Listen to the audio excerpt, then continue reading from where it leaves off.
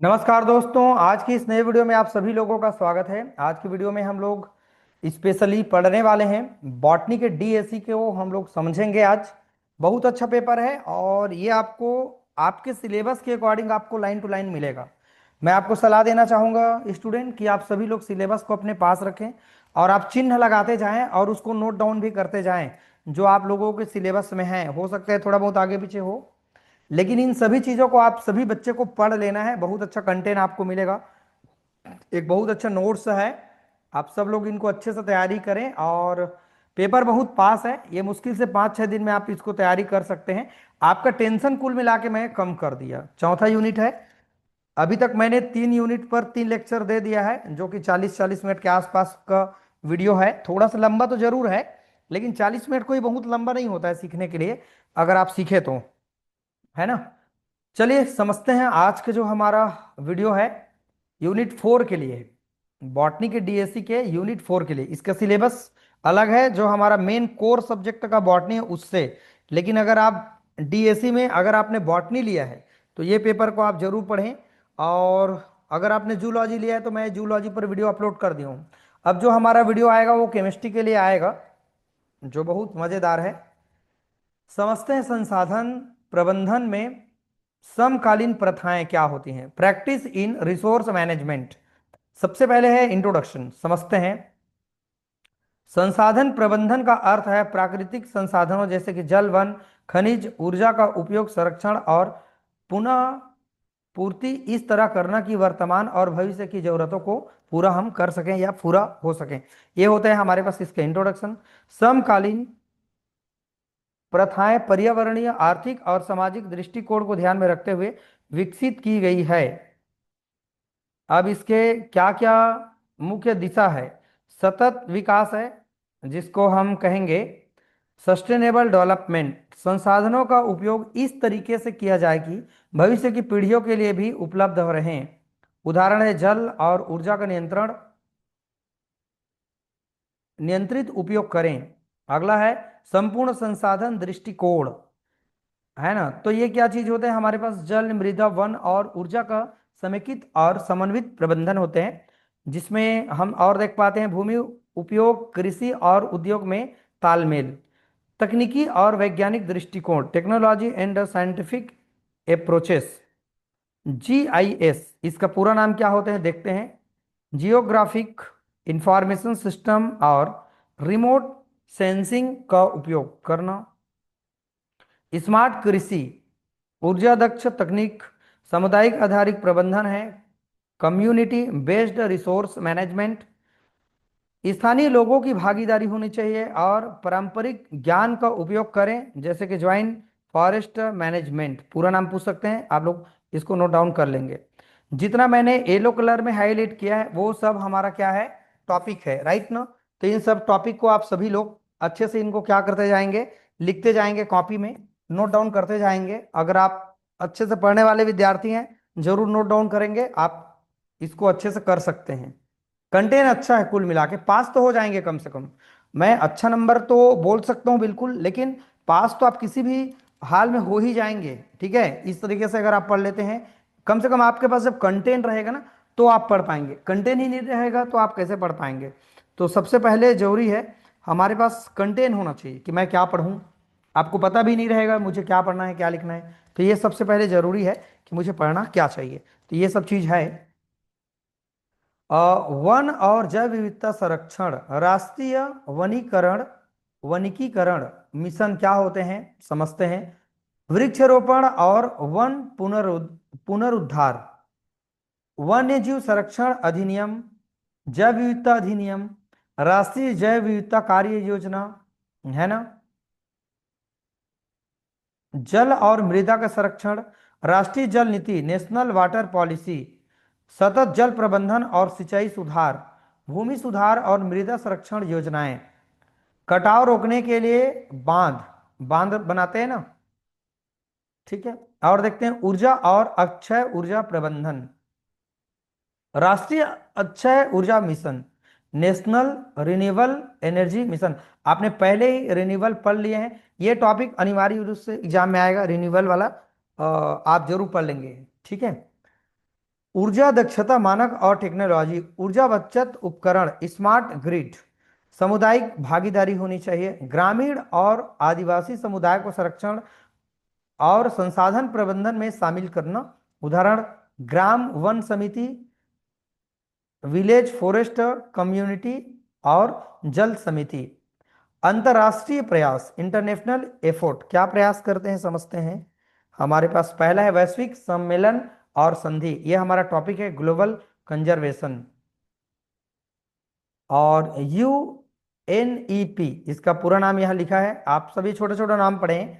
और इसका discuss already हम लोग कर लिए हैं ऊपर में दोनों को, ठीक। और इसको आप देखें, CITES, conservation on international trade in endangered species, संक्रमण ग्रस्त संकटग्रस्त प्रजातियों के इंटरनेशनल व्यापार का नियंत्रण। ये शॉर्ट नेम आप सभी लोग थोड़ा से एक बार पढ़ लेंगे, ये सब दिया है सिलेबस में, आप लोग देखेंगे जरूर। अंतरराष्ट्रीय परियोजना और पहल, क्या क्या दिया है हमारे पास,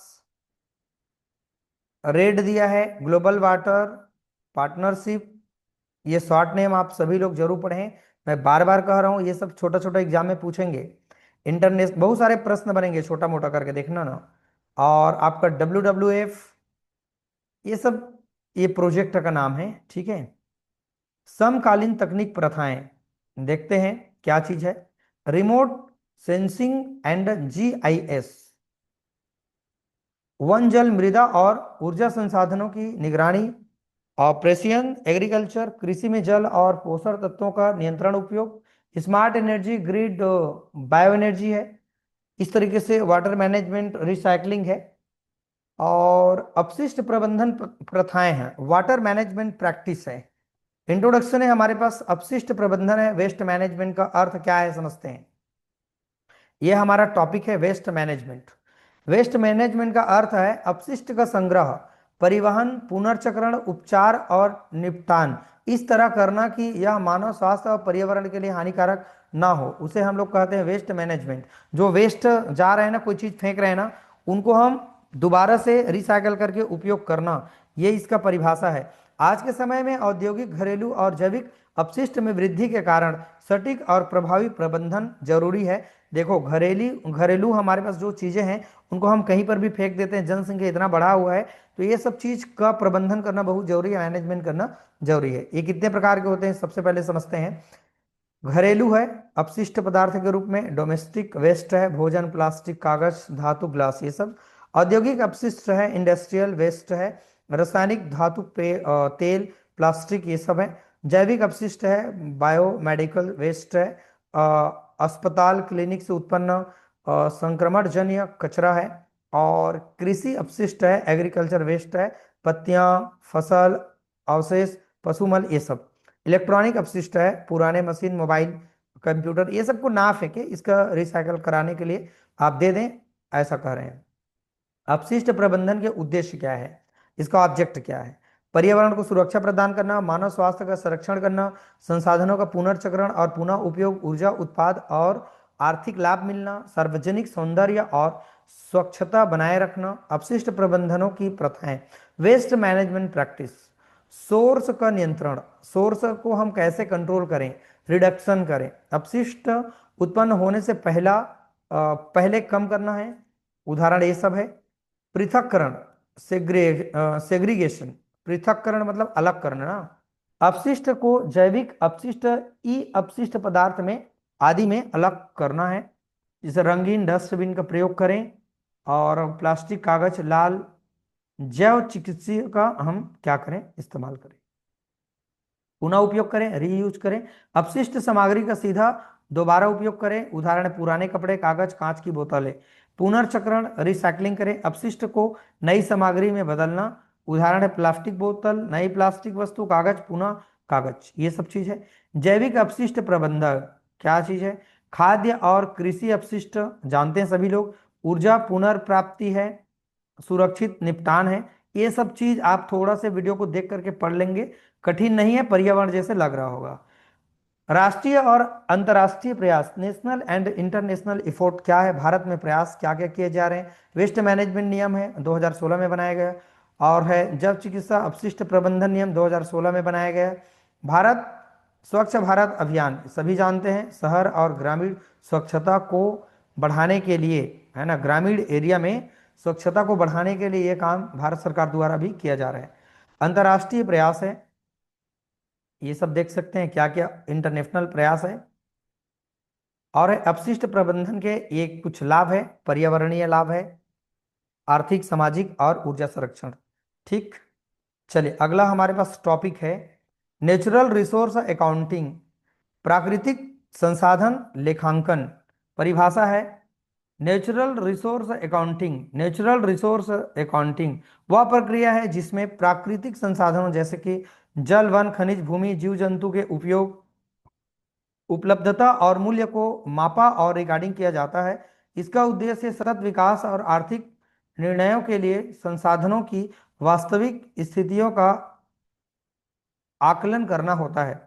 सरल शब्दों में क्या कह सकते हैं, यह एक ऐसी प्रणाली है जो यह बताती है कि हमारी प्राकृतिक संसाधनें कितने हैं, उसका उपयोग कितना हुआ है और आर्थिक कीमत इसकी क्या है, ये बताता है हमारे पास नेचुरल रिसोर्स अकाउंटिंग।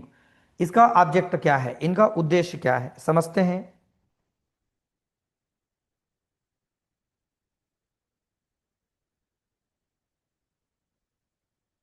क्या क्या दिया हुआ है, इसका ऑब्जेक्ट देखते हैं।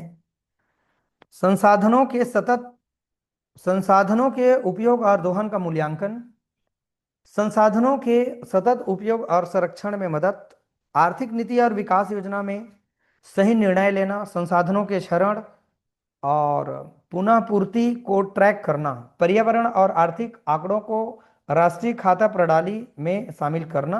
प्रमुख तत्व है संसाधन स्टॉक है और इसका संसाधन का प्रवाह है, कैसे फ्लो होता है, सब लोग देख पा रहे हैं। एकदम इजी इजी चीज लिखा गया है, इसीलिए लाइन टू लाइन मैं नहीं पढ़ रहा हूँ, इतना तो समझदार होंगे आप सब लोग, पा रहे होंगे, आपको कंटेंट अच्छा से मिलना चाहिए। संसाधन मूल्यांकन है, वीडियो को थोड़ा सा छोटा करते हैं। हम्म। अगला है संसाधन की क्षरण।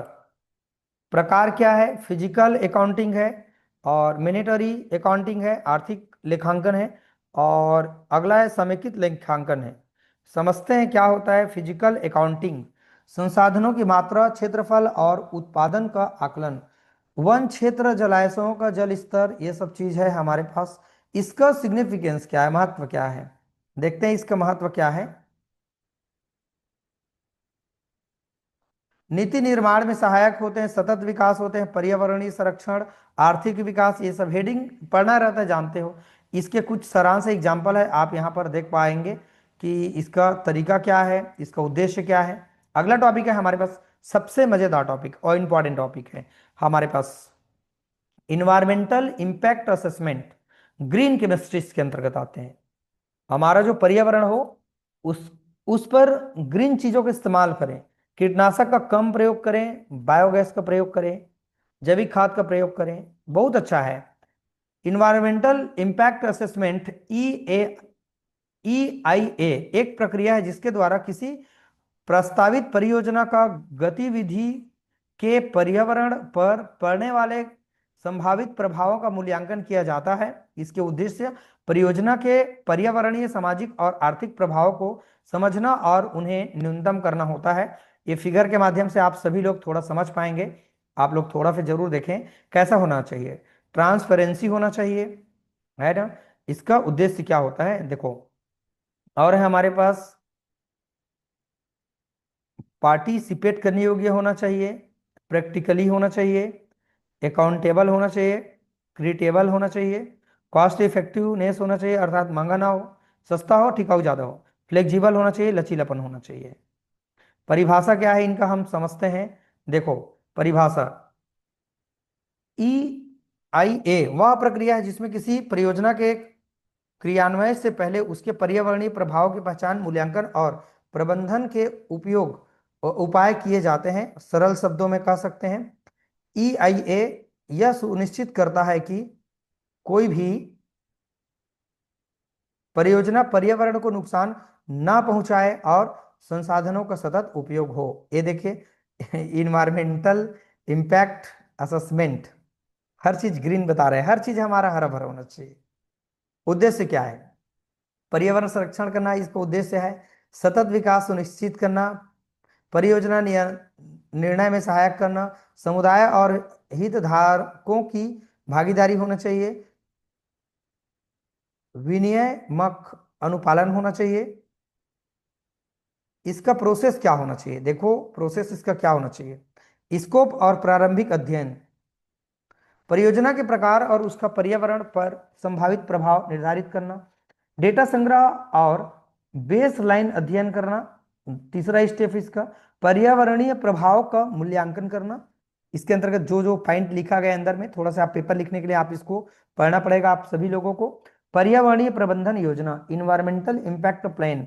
प्लान क्या है इसका? इसका शॉर्ट नेम आप देख लीजिएगा, इन्वायरमेंटल मैनेजमेंट प्लान। प्रभावों को कम करने और नियंत्रण करने का उपाय करना चाहिए। रिपोर्टिंग देना है। फिर EIA रिपोर्टिंग तैयार करना और संबंधित अधिकारों को प्रस्तुत करना। रिपोर्टिंग में सिफारिशों और निगरानी योजना शामिल करना होता है। समीक्षा और अनुमोदन, रिव्यू अप्रूवल, ठीक है। सरकार और पर्यावरणीय प्राधिकरण द्वारा परियोजना की स्वीकृति। निगरानी और अनुपालन, ये सब देख सकते हैं। ये फिगर थोड़ा सा आप देख लीजिएगा, इसका क्या क्या स्टेप है, इसका प्रोसेस है। आप सब लोग थोड़ा सा वीडियो को रोक करके देख सकते हैं इसका क्या क्या प्रोसेस है। यहाँ से स्टार्ट करेंगे, फिर इस चक्र के रूप में चलते जा रहे हैं, राइट ना? ठीक, कोई कठिन नहीं है, सिंपल है। यहाँ पर मैंने और समझाने की कोशिश किया है दूसरा को भी। इंडस्ट्रियल पॉल्यूशन हो रहा है, असेसमेंट करें उसका, डिजाइन पहले, सबसे पहले डिजाइन करें, फिर कंस्ट्रक्शन करें, फिर उसको मॉनिटरिंग करें, फिर इंडस्ट्रियल पॉल्यूशन हो रहा है उसका फिर असेसमेंट करें। तो ये हमारे पास जो प्रोसेस होते हैं वो क्या होते हैं, चलते हैं। ये क्लाइंट होते हैं, ये कस्टमर होते हैं, और यहाँ यूजर होते हैं। तो ये सबसे पहले बच्चों, ये क्लाइंट, फिर क्लाइंट जो दे रहा है, कस्टमर उनको बेचने वाला, और यूजर हम हैं जो यूज करते हैं। इसका लाभ क्या है, पढ़ पा रहे हैं सभी लोग? वीडियो को देख करके रोक लेना, सरल है एकदम। वेस्ट मैनेजमेंट, रिसाइकल करें, अपनाएं, इसको अच्छे से प्रैक्टिस करें, डस्टबिन में डालें, उसको रिसाइकल के लिए भेज दें। भारत में हमारे पास जो EIA है, इसका क्या इफेक्ट है देखते हैं। भारत किसी भी परियोजना के लिए अनिवार्य होता है ये सब चीज। परियोजना का वर्गीकरण, कैटेगरी A में राष्ट्रीय महत्व की परियोजना है, कैटेगरी B में राज्य स्तर पर परियोजना है, सार्वजनिक भागीदारी है, अनुपालन और निगरानी है। अगला टॉपिक है हमारे पास भौगोलिक सूचना प्रणाली, जियोग्राफिकल इंफॉर्मेशन सिस्टम। प्रस्तावना क्या है हमारे पास, इंट्रोडक्शन देखते हैं। Geographical information system, GIS short name पूछेगा आपको एग्जाम में, पढ़ के रखे सभी को, एक एक दो दो बार पढ़ेंगे ना, सब याद हो जाएगा। एक कंप्यूटर आधारित तकनीक होते हैं जो स्थानिक और गैर स्थानिक डेटा को एकत्रित, संग्रहित, विश्लेषित, प्रस्तुत करने के लिए प्रयोग किए जाते हैं। यह तकनीक भू स्थानिक निर्णय लेने, पर्यावरणीय प्रबंधक योजना और संसाधन प्रबंधन में बहुत उपयोगी होते हैं। ये फिगर आप थोड़ा सा देख करके समझ सकते हैं, इसके अलग अलग कैटेगरीज हैं, ठीक है। आप इसको बिल्कुल समझ सकते हैं, थोड़ा सा देखेंगे तो आपको ये अलग अलग स्तर हैं, ठीक है। ग्रामीण एरिया से फिर है ना, रियल वर्ल्ड है ये पूरा, फिर प्रैक्टिकल, फिर स्ट्रेट, फिर कस्टमर तक जा रहा है, ठीक है। इसको मैंने और एक दूसरे फिगर से समझाने की कोशिश किया है, ठीक है। देखो यहाँ पर है बिल्डिंग डेटा है, मतलब डेटा को कलेक्ट कर रहे हैं, इसका मतलब जो गवर्नमेंट है ये कर रहे हैं। परिभाषा क्या है, GIS एक ऐसा कंप्यूटर सिस्टम है जो भूगोल या स्थानिक जानकारी को एकत्रित, प्रबंधित, विश्लेषित और विजुअल रूप में प्रदर्शित करता है। सरल रूप में जिस वह प्रणाली है जो नक्शे और डेटा को जोड़कर हमें किसी क्षेत्र के बारे में जानकारी और विश्लेषण देते हैं। इसके घटक है हार्डवेयर, सॉफ्टवेयर, डेटा, मानव संसाधन, ये सब आप देख के पूरा समझ आ गया कि ये हेडिंग पढ़े ना आप, हार्डवेयर, सॉफ्टवेयर, डेटा, और हमारे पास लास्ट है चौथा मानव संसाधन। कार्य देखते हैं जिसका, GIS जिसका कार्य देखते हैं, फंक्शन ऑफ जिस। डेटा संग्रह और इनपुट, डाटा कलेक्शन इनपुट है, ये सब डाटा भंडारण प्रबंधन है, विश्लेषण है। अगला है यूजिबल, कैसे यूजिलाइजेशन कैसे करेंगे हम लोग, दिखाई जो देते हैं ना उसको कह रहे हैं। निर्णय समर्थन, डिस्कशन सपोर्ट, इसका उपयोग देख सकते हैं हम लोग सभी लोग, सभी जीआईएस के उपयोग देखें। एप्लीकेशन ऑफ जीएस, पर्यावरण और प्राकृतिक संसाधन प्रबंधन, शहरी और ग्रामीण योजना, आपदा प्रबंधन, कृषि और हमारे पास है जलवायु विज्ञान। ये सब है हमारे पास, इसके हेडिंग हेडिंग को पढ़ लेंगे फिर आपको ऑटोमेटिकली समझ में आ जाएगा। अब इतना वीडियो को देख करके थोड़ा सा आप नोट्स जरूर बना लेंगे। स्वास्थ्य समाज है ये पूरा कंप्लीट। जी, इसके लाभ देखते हैं। सटीक और त्वरित निर्णय निर्णय डेटा का एकीकृत प्रबंधन, समय और लागत की बचत, ये सब इसके क्या है, लाभ है। अब जिस और पर्यावरणीय प्रबंधन, वन और वन्य जीव संरक्षण, जल और मृदा संसाधन निगरानी, प्रदूषण नियंत्रण और अपशिष्ट प्रबंधन, प्राकृतिक आपदा जोखिम और तैयारी। सारांश तालिका, समरी टेबल क्या है, कंप्यूटर आधारित प्रणाली जो स्थानिक और गैर स्थानिक डेटा को संग्रह, विश्लेषण और यूजिलाइज करती है। हार्डवेयर सॉफ्टवेयर डेटा, ये सब आपने ऊपर अभी देखा है जस्ट। चलो अब अगला टॉपिक देखते हैं, बस थोड़ा सा और है, ज़्यादा नहीं है। बहुत सारा टॉपिक बन जाता, 10-10 वीडियो बन जाता, फिर केमिस्ट्री की इतना सारा वीडियो, हमारे पास डीएससी के इतना सारा वीडियो, फिर आप कंफ्यूज हो जाएंगे। तो भाई एक एक वीडियो में सीधा खत्म करो, निपटाओ, कहानी खत्म। इसके लिए ज़्यादा डेटा का भी जरूरत नहीं पड़ेगा आप सभी लोगों को, क्योंकि मैं बोर्ड में पढ़ाता हूँ उसके लिए ज़्यादा डेटा का जरूरत पड़ता है, और ऐसे मैं आपको स्क्रीन पर शो करके पढ़ाता हूँ ना, तो इसके लिए कम डेटा का इस्तेमाल होता है। प्राकृतिक संसाधनों का सहभागिता आधारित मूल्यांकन, तो कैसे होते हैं समझते हैं। प्रस्तावना है, प्राकृतिक संसाधनों का सहभागिता आधारित मूल्यांकन एक ऐसी प्रक्रिया है जिसमें स्थानीय समुदाय, हितधारक और विशेषज्ञ मिलकर प्राकृतिक संसाधनों का मूल्यांकन और प्रबंधन करते हैं। इसका उद्देश्य है संसाधनों के सतत मूल्यांकन, उपयोग और संरक्षण में समुदाय की सक्रिय भागीदारी सुनिश्चित करना। सरल शब्दों में कहें, यह एक तरीका है जिसमें स्थानीय लोग अपने अनुभव, ज्ञान और प्राथमिकता के आधार पर यह तय करता है कि संसाधनों का उपयोग और प्रबंधन कैसे किया जाता है। परिभाषा देखते हैं हमारे पास जो यहाँ पर, प्राकृतिक संसाधन का सहभागिता आधारित रिसोर्स वह प्रक्रिया होते हैं जिसमें स्थानीय समुदाय और विशेषज्ञ मिलकर के भूमि, जल, वन, वन्य प्राकृतिक संसाधनों की स्थिति का मूल्यांकन और प्रबंधन के उपयोग निर्धारित करते हैं। अर्थात यहाँ पर एक तरह से मूल्यांकन करने का एक प्लेटफॉर्म है, ठीक है। Participatory appraisal of natural resource, object क्या है इसका देख सकते हैं, 4-5 इसका ऑब्जेक्ट है, सरल है एकदम, सब में वही ऑब्जेक्ट मिल जा रहा है। मूलभूत सिद्धांत है इसका, कुछ सिद्धांत है, सहभागिता, सहजता, स्थानिक ज्ञान का उपयोग, सतत और सहयोग। प्रक्रिया क्या है, समुदाय का चयन करना, डेटा संग्रह करना, स्थानीय मूल्यांकन करना, एक प्रोसेस है। इसका अलग अलग स्टेप है। संसाधन प्रवाह और उपयोग का विश्लेषण करना, सुझाव और योजना, निगरानी और मूल्यांकन, तकनीक, तकनीकें और उपकरण, टेक्निक एंड टूल्स क्या है, तो देख सकते हैं इनके क्या क्या स्टेप है यहाँ पर। रिसोर्स मैपिंग है, ट्रेड एनालिसिस है, संपर्क और समूह चर्चा है, समस्याओं की प्राथमिकता है, स्वास्थ्य और उपयोग पैटर्न है। लाभ देखते हैं, सटीक डेटा है, समुदाय की भागीदारी है, सतत उपयोग है, रणनीति नीति का निर्माण है, विकास और संरक्षण में तालमेल है। इसका उदाहरण है। निष्कर्ष क्या निकलता है, हमारे पास जो participatory appraisal of natural resource एक सशक्त उपकरण है जो संसाधनों के सतत उपयोग, संरक्षण और समुदाय के विकास को सुनिश्चित करता है। यह पारंपरिक ज्ञान और आधुनिक तकनीक का मिश्रण है। नीति निर्माण और परियोजना प्रबंधन में सटीक सहभागी और सतत निर्णय संभव बनाता है। अगला है हमारे पास टॉपिक है जो लास्ट है, यही लास्ट टॉपिक है, फिर ये कंप्लीट हो गया। इकोलॉजिकल फुट प्रिंट और कार्बन पद चिन्ह क्या होते हैं समझते हैं। प्रस्तावना है इसका। इकोलॉजिकल फुटप्रिंट हमारे पास जो होते हैं, यह एक ऐसा उपाय है जो यह दर्शाता है कि किसी व्यक्ति, समुदाय या देश द्वारा संसाधनों का उपयोग और पर्यावरण पर दबाव कितना है, इसको यह बताता है। यह मानव गतिविधियों के प्राकृतिक संसाधनों की खपत और पर्यावरण पर प्रभाव को मापता है।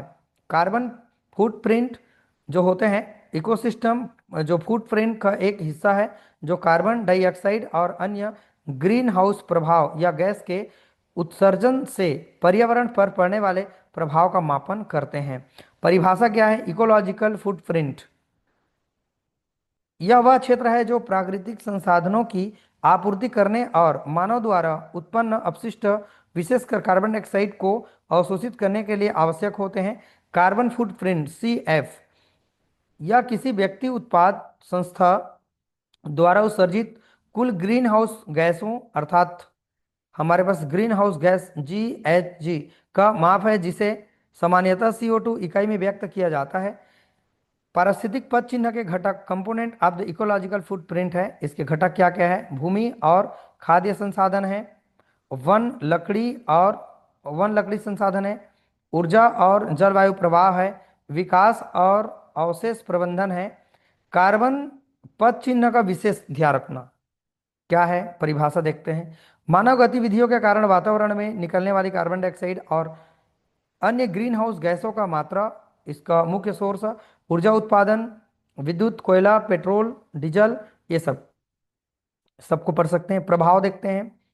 ग्लोबल वार्मिंग है, जलवायु परिवर्तन होता है, समुद्र स्तर में वृद्धि, पारिस्थितिक तंत्र पर दबाव पड़ता है।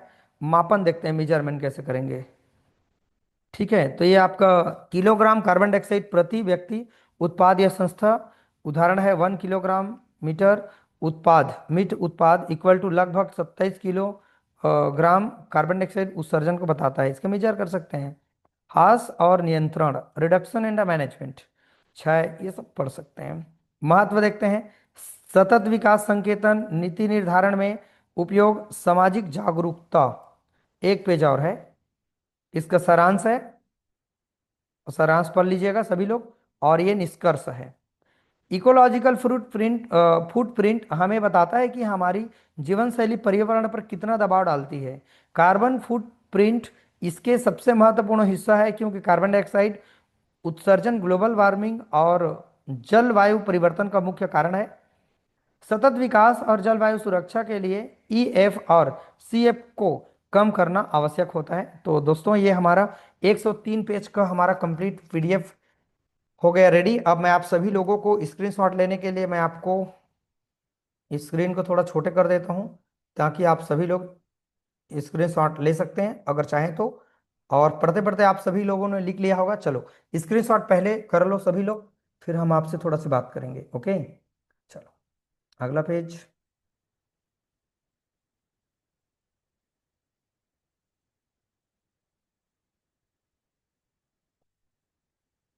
क्लास तो अच्छा लग रहा होगा मेरे हिसाब से।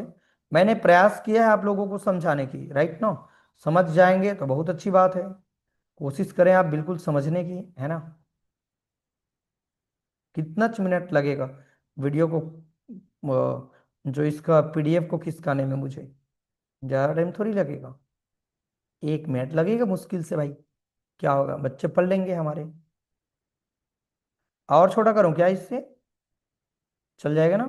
ठीक।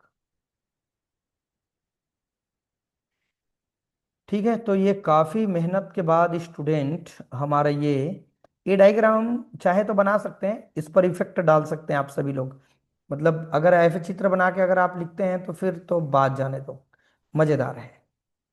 तो जितने भी स्टूडेंट ने लिया हुआ है DSC में बॉटनी को, उस सभी स्टूडेंट के लिए बहुत ज़्यादा यूजफुल है ये हमारा वीडियो, मज़ेदार है। वीडियो में नए आए हैं ना दोस्तों, तो आप सभी लोग सब्सक्राइब जरूर कर लेना, क्योंकि ये यही सेमेस्टर में काम नहीं आएगा, आगे भविष्य में भी तो मेरे चैनल से आप लोगों को फायदा मिलेगा ना भाई। ये हो गया 101 पेज, ये 2 पेज, और ये हो जाता है 3 पेज। ठीक है भाई, थैंक यू। बहुत अच्छा से वीडियो है।